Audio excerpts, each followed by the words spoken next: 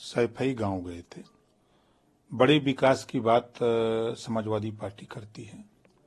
सैफई का पूर्वा एक है, गांव का पूर्वा रणबीरपुर। जब मैंने वहां पता किया तो माननीय मुलायम सिंह जी के भाई के नाम पर वो गांव, रणबीर यादव नाम था, प्रमुख थे, उनके नाम पर रणबीरपुर गांव पूर्वा रखा गया। उस पूर्वे की हालत आपको दिखावें।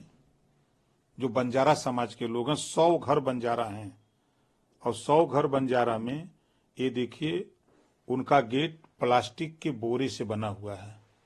एक ही नहीं है, हम आपको दिखा रहे हैं। ये मड़ई, टाटी, प्लास्टिक, टीन सेट डाल डाल करके 100 घर हैं, और ना तो इनको रास्ता है, ना इनको शौचालय की व्यवस्था है, ना इनको आवास की व्यवस्था है, और विकास की इतनी ढिढोरा पीट रही है समाजवादी पार्टी की, मैंने ये किया वो किया। और जितना सैफई महोत्सव में खर्च किया, अगर उसका 2% भी पैसा अगर रणबीरपुर को दिया होता तो हमको अंदाज है कि आज ये नौबत मुझे आपके सामने बताने की नहीं होती। वोट बंजारा समाज के लोग समाजवादी पार्टी को 80-80 हजार, 90-90 हजार, 1-1 लाख लोग वोट एक पार्लियामेंट में देते आए हैं, लेकिन इनकी सुध लेने वाला समाजवादी पार्टी का कोई नेता नहीं है। जब मैं वहां गया तो लोगों ने अपनी आप बीती बताया, तो मुझे तो आश्चर्य हुआ कि जिस सैफई में सैफई महोत्सव होता हो, सैफई के विकास की बात होती हो, 4-4 मंजिला बिल्डिंगें बनी हो, वही बगल में झोपड़ी डाल करके, प्लास्टिक डाल करके, प्लास्टिक की बोरी का दरवाजा बना करके लोग रह रहे हों, ऐसे बंजारा समाज खाली वोट लेने का काम करते हो।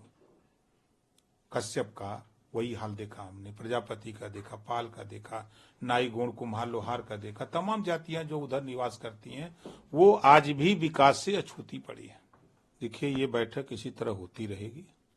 3 बैठक हुई, 3 राज्य चले गए, और जो 5 राज्यों के चुनाव थे, रिजल्ट आने पर पूरे देश में यह मैसेज चला गया कि मोदी जी के मुकाबले कोई नहीं है। इस बात को समाजवादी पार्टी के राष्ट्रीय महासचिव, आपने देखा कि प्रोफेसर राम गोपाल जी ने भी कहा कि मोदी जी का जादू है। तब मोदी जी का जादू तो 24 में भी चलेगा, आप कहां खड़े नजर आएंगे। तो ये एक बैठक करें, बैठक से कोई रिजल्ट नहीं निकलना, फिर अगली डेट पड़ेगी, आप देख लीजिएगा, शाम तक इनकी अगली डेट पड़ेगी, और इसी तरह डेट पढ़ते पढ़ते चुनाव बीत जाएगा, इन लोगों की डेट पड़ती रहेगी।